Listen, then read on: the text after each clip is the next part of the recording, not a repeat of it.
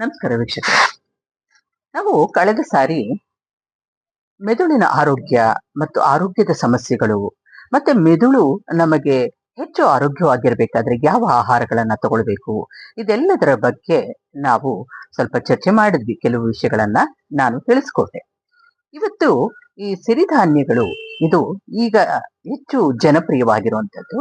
ಇದು ನಮ್ಮ ಮೆದುಳಿನ ಆರೋಗ್ಯಕ್ಕೆ ಒಳ್ಳೆಯದಾ ಅಥವಾ ಕೆಟ್ಟದ್ದ, ಇದನ್ನ ಯಾವ ರೀತಿ ಬಳಸಬೇಕು, ಹೇಗ್ ಬಳಸಬೇಕು, ಇದೆಲ್ಲ ವಿಚಾರಗಳನ್ನ ಈ ವಾರ ನಾವು ತಿಳ್ಕೊಳ್ಳೋಣ. ಈ ಸಿರಿಧಾನ್ಯಗಳು ತುಂಬಾ ಕಡಿಮೆ ನೀರಿನಲ್ಲಿ ಬೆಳೆಯುವಂತಹ ಒಂದು ಧಾನ್ಯ. ಇದಕ್ಕೆ ಹೆಚ್ಚು ಮಳೆ ಬೇಡ. ಕೇವಲ 30% ನೀರಿದ್ರೆ ಸಾಕು. ಬೇರೆ ಬೆಳೆಗಳಿಗಿಂತ ಇದು 30ರಷ್ಟು ನೀರಿದ್ರೆ ಸಾಕು. ಈ ಬೆಳೆಯನ್ನ ನಾವು ಬೆಳಿಬಹುದು. ಇದು ಇದಕ್ಕೆ ಕ್ರಿಮಿನಾಶಕದ ಅವಶ್ಯಕತೆ ಇಲ್ಲ, ಅಥವಾ ಇದನ್ನ ಬೇರೆ